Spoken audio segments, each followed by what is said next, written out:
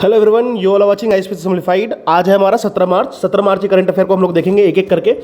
जो भी important informations, current static facts और करंट अफेयर्स जो मुझे मिला है PIB, press information bureau, Indian express, the Hindu और भी डिफरेंट सोर्सेज से मैंने इसको कलेक्ट करके डाला है। हालांकि आज बहुत ज़्यादा करंट अफेयर तो नहीं हुआ है, लेकिन जो भी हुआ है वो एकदम आपको फिक्स्ड मिलेगा। किसी भी एग्जाम में कहीं ना कहीं आपको पेपर में देखने को रिफ्लेक्ट हो जाएगा वो। तो स्टार्ट करते हैं हमारा 17 मार्च का करंट अफेयर। देखिए, सबसे पहला करंट अफेयर ये है कि आरबीआई के जो गवर्नर है ना, शक्तिकांत दास, उनको दिया गया है गवर्नर ऑफ द ईयर का अवार्ड। किसके द्वारा? तो सेंट्रल बैंकिंग एक पब्लिकेशन होती है, उसके द्वारा दिया गया है। आरबीआई के गवर्नर शक्तिकांत दास जी को यह अवार्ड दिया गया है, best governor of the year, governor of the year का। देखिए, बेसिकली क्या था ना, कोविड-19 के वक्त में ना बहुत ज़्यादा टर्मोइल आया था, not in the field of farmers, not in the field of agricultures. बहुत सारे इकोनॉमिकल बैकड्रॉप्स थे, साथ साथ में मेडिसिन का जो इफेक्ट, जो लो था, जो स्कार्सिटी थी वो तो थी ही, साथ में ही बहुत सारी ऐसी चीज़ें थी जो आपको पता भी नहीं चला, लेकिन उसको मैनेजमेंट करना पड़ा था। जैसे बहुत सारे ऐसे नॉन बैंकिंग फाइनेंशियल सर्विसेज थे जो कि बंद होने के कगार पे आ गए थे, बहुत सारे ऐसे बैंकिंग स्ट्रक्चर थे जो कि बर्बाद होने के कगार पे आ गए थे। लेकिन गवर्नर जो थे हमारे शक्तिकांत दास जी, उन्होंने काफ़ी अच्छा काम किया था और उसमें इन्होंने हर चीज़ को बैलेंस किया। साथ में कोविड-19 के साथ साथ अगर हम देखें तो इन रशिया यूक्रेन का जो युद्ध चल रहा है, ना, उसमें भी इनका काफ़ी ये रहा है कि इन्फ्लेशन कैसे मेंटेन रहे हमारे इंडिया में, इन्फ्लेशन ज़्यादा हम में इफेक्ट ना डाले उस वॉर के वजह से। तो इस वजह से आरबीआई के जो गवर्नर हैं शक्तिकांत दास, उनको गवर्नर ऑफ द ईयर का अवार्ड दिया गया है भाई सेंट्रल बैंकिंग के द्वारा। और इससे पहले अगर हम लोग बात कर ले इससे पहले मिला था यही अवार्ड, सेम अवार्ड आरबीआई के फॉर्मर गवर्नर रघुराम राजन जी को मिला था 2015 में। ये रघुराम राजन जी को भी मिला था, ठीक है। और इसी तरीके से हम लोग जान लेते हैं। अब हम लोग एक चीज़ और जान लेते हैं कि ये अगर हम लोग सेंट्रल बैंकिंग पब्लिकेशंस की बात कर ले तो ये एक फाइनेंशियल पब्लिशर स्पेशलाइजेशन है। इसके कहने का क्या मतलब होता है? देखिए, बेसिकली ये एक रिपोर्ट तैयार करता है फिनांस मार्केट में, पब्लिक पॉलिसीज़ में, जो एम्फेसाइज करता है कि कोई भी बैंक, कोई भी इंटरनेशनल फिनेंशियल इंस्टीट्यूशंस किस तरीके से वर्क कर रहा है, ठीक है ना। तो आप देख सकते हैं सारी इन्फॉर्मेशन मैंने जो बताई आपको, वही आपको यहाँ पे देखने को मिल जाएगी।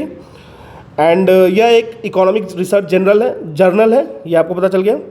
This is all about today's best news, that is RBI Shaktikanta Das, जिनको कन्फर किया गया है गवर्नर ऑफ द ईयर के अवार्ड से। अब चलते हैं हम लोग नेक्स्ट करंट अफेयर पे। तो देखिए, नेक्स्ट करंट अफेयर है हमारा जो बेसिक एनिमल हस्बेंड्री स्टैटिस्टिक को रिलीज़ किया गया है। एनिमल हस्बेंड्री स्टैटिस्टिक कहने का मेरा मतलब ये है कि एनिमल के जो प्रोडक्ट्स होते हैं, जैसे एग्स हो गए, डेयरी हो गए, पोल्ट्री हो गए, मीट हो गए, तो इसके प्रोडक्शन की एक स्टैटिस्टिक को निकाला गया है। तो अभी union ministry of fisheries, animal husbandry and dairying कौन है? वो पुरुषोत्तम रूपाला जी हैं। इन्होंने एक डिपार्टमेंट ऑफ एनुअल पब्लिकेशन को लॉन्च किया है, जिसमें बेसिक एनिमल हस्बेंड्री स्टैटिस्टिक को लाया गया है सामने। अगर हम लोग टोटल मिल्क प्रोडक्शन की बात कर लें 2021 से 22 के बीच में, तो ये 221.06 मिलियन टन्स था। आपको ये फैक्ट्स याद रखना है, मेंस में आप डायरेक्टली यूज कर सकते हो, इकोनॉमी सर्वे में भी आपको देखने को ये डाटाज मिल जाएंगे। तो टोटल मिल्क प्रोडक्शन की बात कर लें तो ये कंट्री में ड्यूरिंग 2021 से लेकर 22 के बीच में 221.06 मिलियन टन्स था। अगर हम लोग करंट ईयर में बात कर लें 21-22 में, द मिल्क प्रोडक्शन लगभग ग्रोथ रेट इसकी है 5.29% ग्रोथ है, तो ये एक अच्छा ग्रोथ है। अगर हम लोग बात कर लें टॉप 5 प्रोड्यूसिंग स्टेट की, तो कौन कौन सी स्टेट है जो टॉप 5 है? प्रोडक्शन की बात कर रहा हूँ मैं, प्रोडक्शन की, तो कंजम्पशन नहीं, यहाँ प्रोडक्शन की बात हो रही है। तो प्रोडक्शन में राजस्थान सबसे पहले नंबर पे है, 15.05% प्रोडक्शन रेट है इसकी। यूपी में 14.93% प्रोड्यूस होता है इंटायर इंडिया का। Then Madhya Pradesh 8.06%, then Gujarat 7.56% and then Andhra Pradesh 6.97%। देखिए, आपको टॉप 2 याद रखना चाहिए, टॉप 3 रखोगे तो ज़्यादा सेफ मोड में रहोगे आप, ठीक है। अब देखिए, हम लोग एक की प्रोडक्शन की बात कर लेते हैं, तो आंध्र प्रदेश टॉप पे है, जो कि प्रोड्यूस करता है 20.41% of total egg produce in our country. फिर तमिलनाडु 16.08%, फिर Telangana 12.86%, then West Bengal 8.84% and then Karnataka 6.38%, ठीक है ना। चलिए, अब हम लोग और बात करते हैं इसके बारे में थोड़ा सा। अब टोटल एग प्रोडक्शन अगर कंट्री की बात करें तो 129.60 बिलियन टन्स था, विच हैज़ इंक्रीज बाई 6.19%, 6.19% से इंक्रीज हुआ है एग की प्रोडक्शन में। अगर हम लोग बात करें प्रीवियस ईयर से कंपेयर करें तो और अगर हम लोग 5 मेजर मीट प्रोड्यूसिंग स्टेट की बात करें तो पहला है महाराष्ट्र जो कि 12.25% मीट प्रोड्यूस करता है, फिर है उत्तर प्रदेश 12.14%, फिर है West Bengal 11.63%, then Andhra Pradesh 11.04% and then Telangana 10.82%। अगर हम लोग top 5 major wool producing state की बात कर लें तो राजस्थान 45.91%, लगभग half of the total, then Jammu and Kashmir 23.19%, then Gujarat 6.12%, then Maharashtra and then Himachal Pradesh. अब चलते हैं हम लोग नेक्स्ट करंट अफेयर की तरफ। तो एक ग्राउंड स्टेशन को इंडिया भूटान सैटेलाइट कंबाइंडली एक लॉन्च किया गया है, एक सेटअप किया गया है, इनॉग्रेट किया गया है, कहाँ पे, तो भूटान में, ठीक है ना। तो देखिए एक ग्राउंड स्टेशन का मतलब क्या होता है, सबसे पहले हम लोग ये समझते हैं। देखिए ग्राउंड स्टेशन एक ऐसा स्टेशन है जिसको अर्थ स्टेशन भी कहते हैं, और अर्थ के डिफरेंट टेरेस्ट्रियल रेडियो स्टेशन के फॉर्म में भी इसको डिज़ाइन कर सकते हैं। बेसिकली ये होता क्या है, यहाँ पे आपको बहुत सारे एंटीनाज मिल जाएंगे कम्युनिकेशन नेटवर्क्स के, एंड बहुत सारे प्रोसेसिंग फैसिलिटीज़ मिलेंगे किस चीज़ के लिए, तो to command and control the satellites. जो सैटेलाइट हम लोगों ने स्पेस में रखा है, जो ऑर्बिट्स में रखा है, उसके इन्फॉर्मेशंस को, उसके कमांड्स को और उसको कंट्रोल करने के लिए हम लोग उस स्टेशन को बनाते हैं, ग्राउंड स्टेशन को।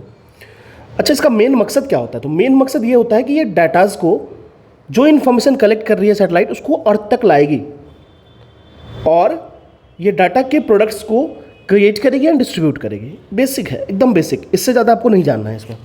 तो ये स्टेशन जो है ना, इसको सेटअप किया गया है the ground station of India Bhutan combinedly which has been built in Thimphu. इसको इनॉग्रेट किया गया है पीएम मोदी जी के द्वारा। अब अगर इंडिया भूटान की सैटेलाइट के बारे में बात करें तो इसको इसरो नैनो सैटेलाइट 2 कहते हैं for Bhutan, ISRO nano satellite for Bhutan. इसको INS-2B भी कहते हैं सेम। एंड इसको लॉन्च किया गया था as a payload on ISRO's PSLV C-54 rocket, ठीक है ना। ये हुआ आपको लॉन्चिंग व्हीकल जो इस सैटेलाइट को लॉन्च कर रही है, polar satellite launch vehicle, PSLV को कहते हैं पोलर सैटेलाइट लॉन्च व्हीकल। इसको यूज़ करते हैं बेसिकली हम किसी भी सैटेलाइट को लॉन्च करने के लिए किसी भी अर्थ ऑब्जर्वेटरीज में, ठीक है ना। जैसे सन सिंक्रोनस ऑर्बिट हो गया, जियो सिंक्रोनस ऑर्बिट हो गया, लो अर्थ ऑर्बिट हो गया। जैसे मान लीजिए ये हमारा प्यारा अर्थ है और इसके डिफरेंट ऑर्बिट्स हैं, इसमें हमको किसी भी एक सैटेलाइट को प्लेस करना है और उसको रोटेट करवाना है, ठीक है, रिवॉल्व करेगा वो आपस में आसपास के अर्थ के ऑर्बिट में। तो आप समझ लीजिए PSLV का काम इतना है सिर्फ लॉन्च करने का। अब हम लोग बात कर लेते हैं कि पेलोड का मतलब क्या होता है। देखिए पेलोड जो है उसको बेसिकली लिया गया है ना, ओरिजिनल ये वर्ड पेलोड को उठाया गया है आपको, जैसे कोई कार्गो शिप होता था ना, जो सामान, जो बहुत सारे सामान या मटेरियल्स को लेकर के एक कंट्री से दूसरी कंट्री जाती थी थ्रू सी, तो ये पेलोड वर्ड वहीं से आया है। अगर हम लोग इसको स्पेस के टर्म में बात करें तो वैसे एलिमेंट्स स्पेसक्राफ्ट के, उस सैटेलाइट के ऐसे ऐसे एलिमेंट्स जो कि कुछ इन्फॉर्मेशन लेके आएंगे, कुछ डाटा को लेके आएंगे, उनको हम लोग पेलोड कहेंगे, ठीक है। और ये जॉइंटली डेवलप किया गया है दोनों कंट्री के साइंटिस्ट के द्वारा। कहाँ कहाँ, इंडिया एंड भूटान, ठीक है ना। अब देखिए मैंने आपको ऑलरेडी समझाया पेलोड्स के बारे में। तो यहाँ पे 2 पेलोड्स होंगे जो इन्फॉर्मेशन को लेके आएंगे। Nano MX multi spectral optical imager, पहला जो पेलोड होगा उसका नाम है nano multi spectral optical imager. यह it is developed by India's space application centre, जिसको SAC कहते हैं, SAC, इसरो SAC। मैंने इसका इंटरव्यू भी दिया था। तो SAC तो ये डेवलप किया जाता है बेसिकली इंडिया के स्पेस एप्लीकेशन सेंटर जो SAC हैं उसके द्वारा, और ये प्रोवाइड करेगा हाई रेजोल्यूशन इमेजेस को to Bhutan from its natural resource management, for its natural resource management. तो ये हाई रेजोल्यूशन इमेज प्रोवाइड करेगा। Nano MX multi spectral optical imager जो होगा वो एक हाई रेजोल्यूशन इमेज प्रोवाइड करेगा भूटान के लिए, जो कि नेचुरल रिसोर्स मैनेजमेंट में हेल्प करेगा उनको। ये था हमारा पहला पेलोड। दूसरे की बात कर लेते हैं तो ऑटोमेटिक पैकेट रिपोर्टिंग सिस्टम है, APRS। ये क्या है, एक रिपीटर है जो कि जॉइंटली डेवलप किया गया है department of information technology and telecom, जिसको DITT भी कहते हैं, जो भूटान का है, एंड इसरो के UR Rao satellite centre URSC से, ठीक है ना। ये जॉइंटली डेवलप किया गया है department of information technology and telecom DITT Bhutan and ISRO के UR राव सैटेलाइट सेंटर से बेसिकली इसका जो सर्विस है वो क्या है, तो amateur radio community relaying real time information about the region को ये बताएगा, ठीक है ना। ये हो गया हमारा इसरो एंड भूटान के बारे में जो ग्राउंड स्टेशन को सेटअप किया गया है उसके बारे में।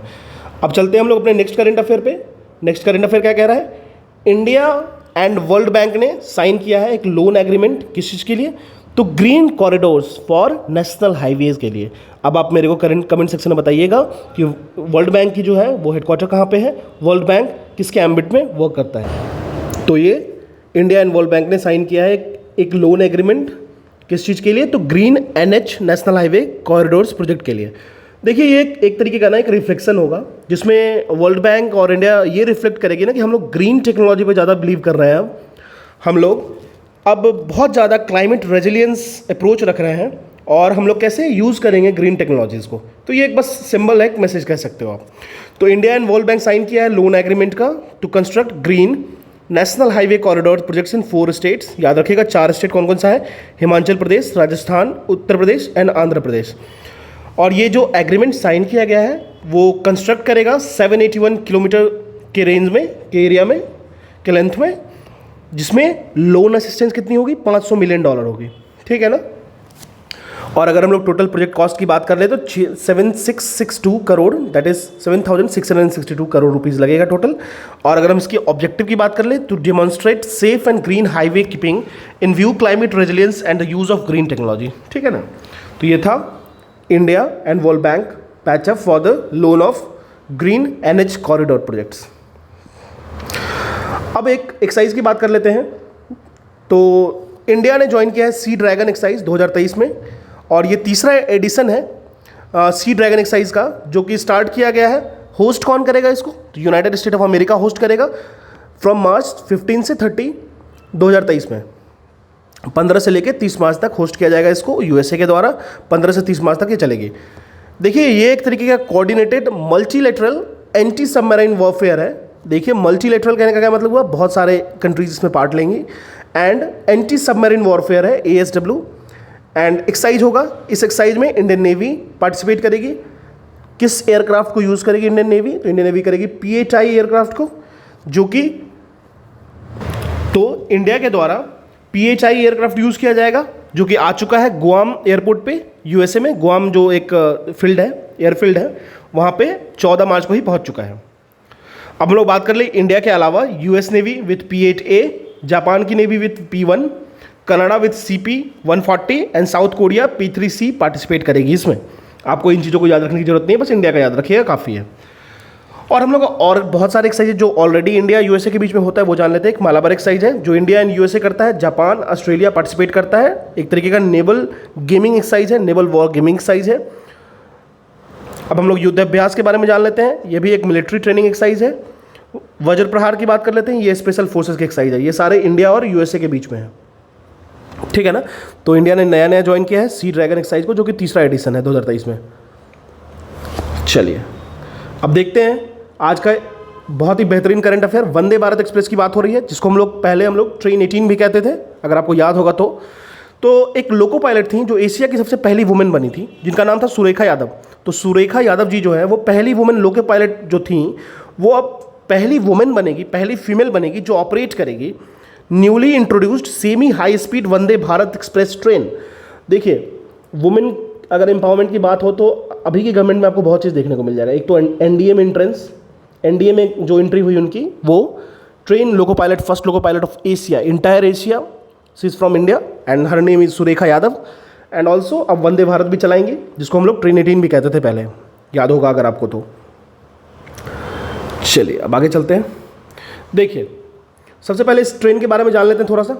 ये भारत में ही बनाया गया है, इंडिजिनियसली डिजाइंड है और मैन्युफैक्चर किया गया है, और इसकी स्पीड जो है वो सेमी हाई स्पीड है, सेल्फ प्रोपेल्ड ट्रेन है। अब देखिए एक टर्म आया सेल्फ प्रोपेल्ड ट्रेन, मतलब क्या हुआ, सेल्फ प्रोपेल्ड मतलब कहने का क्या मतलब हुआ कि किसी भी एक्सटर्नल चीज़ों की ज़रूरत नहीं है इसको चलने में, मतलब हमको किसी भी चीज़ की हेल्प लेने की ज़रूरत नहीं पड़ेगी अगर हम इसको चलाना चाहते हैं तो, ठीक है ना। तो ये मतलब हुआ आपको सेल्फ प्रोपेल्ड कहना। और ये जो है वो बहुत ही high performance electric multiple unit train है, तो बेसिक इलेक्ट्रिक ट्रेन है, ठीक है ना। अब हम लोग बात करें तो operates without a locomotive and are based on a propulsion system called distributed traction power technology. देखिए ट्रैक्शन सिस्टम होता है जिसे ट्रेन को यूज़ करते हैं, बेसिकली इसमें डीसी मोटर यूज़ करते हैं।